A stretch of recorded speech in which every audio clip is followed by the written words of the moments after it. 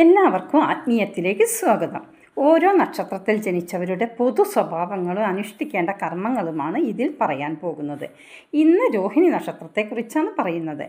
രോഹിണി നക്ഷത്രത്തിൽ ജനിക്കുന്നവർ മിക്കവാറും വൃഷഗാത്രരായിരിക്കും. പൊക്കം കുറഞ്ഞ് തടിച്ച മാംസ ശരീരക്കാരും ഈ കൂട്ടത്തിൽ ഉണ്ട്. ഇത് ഓരോരുത്തരുടെയും ജാതകത്തിൻ്റെ അപൂർവ ലക്ഷണങ്ങളാണ്. എന്തായാലും ഇവരുടെ കണ്ണുകൾക്ക് ഒരു പ്രത്യേകമായ ആകർഷണതയും വശ്യതയും ഉണ്ട്. നല്ല സൗന്ദര്യമുള്ള ഇവർക്ക് അന്യരെ ആകർഷിക്കാൻ തക്ക ഒരു വശീകരണ ശക്തിയും ഇവർക്കുണ്ട്. നിസ്സാര കാര്യങ്ങൾക്ക് ഇവർ ശോഭിച്ചു കഴിഞ്ഞാൽ അത്ര പെട്ടെന്നൊന്നും അടങ്ങുന്നവരല്ല ഈ രോഹിണി നക്ഷത്രക്കാർ. അതിയായ അഭിമാനശീലമാണ് ഇവർക്ക് പലപ്പോഴും ഉണ്ടാകുന്നത്. വേറൊരാളിൻ്റെ കുറ്റവും കുറവും കണ്ടുപിടിക്കാൻ ഇവർക്ക് അസാമാന്യ വാസനയാണ്. നല്ല ധാരണാശക്തിയും ഉണ്ടായിരിക്കും ഇവർക്ക്. എന്നാൽ സ്ഥിരമായ ഒരു ലക്ഷ്യത്തെ മുൻനിർത്തി പ്രവർത്തിക്കാൻ ഇവർക്ക് കഴിയില്ല. രോഹിണി നക്ഷത്രക്കാർ ബുദ്ധിയേക്കാൾ കൂടുതൽ ഹൃദയമാണ് ഇവരുടെ എല്ലാ കാര്യങ്ങളും ഭരിക്കുന്നത്. സ്നേഹം തോന്നിയാൽ എന്തും ചെയ്യും. അതേപോലെ തന്നെ വിരോധം തോന്നിയാൽ എന്താ ചെയ്യുക? എന്തുപദ്രവവും ചെയ്യാൻ ഇവർ മടിക്കില്ല. സ്വന്തം കഴിവിനെക്കുറിച്ച് ഇവർക്ക് വലിയ മതിപ്പാണ്. രോഹിണി നക്ഷത്രക്കാർ പരമാവധി സത്യത്തെ ബഹുമാനിക്കുന്നവരാണ്. ഇവർക്ക് സഹനശക്തിയും ക്ഷമയൊന്നും വളരെ കാണാറില്ല.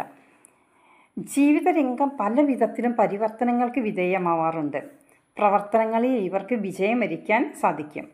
പക്ഷേ അതിര് കവിഞ്ഞ സ്വാതന്ത്ര്യബോധം ഇവരെ അങ്ങനെ ഒരു രംഗത്തും വെച്ച് എത്തിക്കാറില്ല.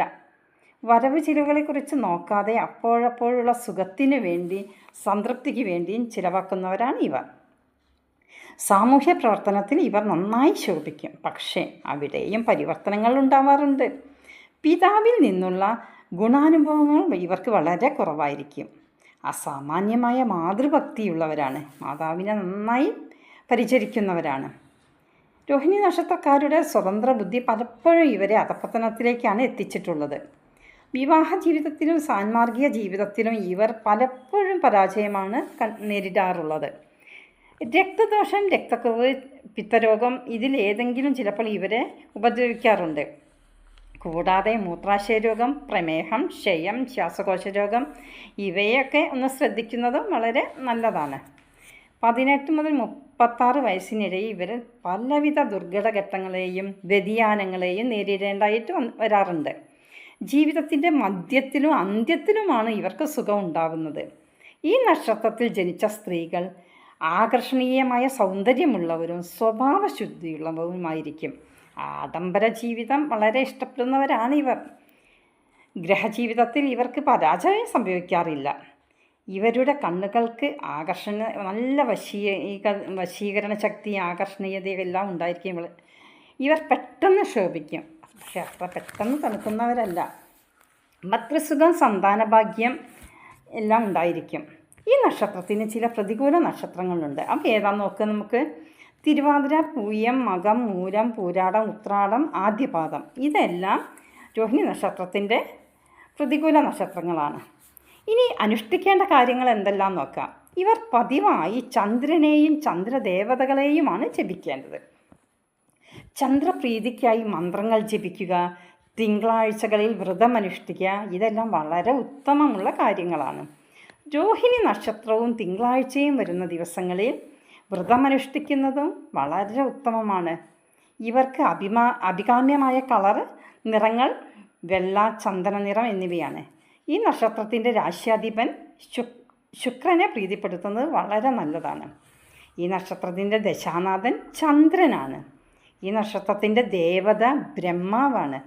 ബ്രഹ്മാവിൻ്റെ മന്ത്രങ്ങൾ നിത്യം ജപിക്കുന്നത് വളരെ നല്ലതാണ്.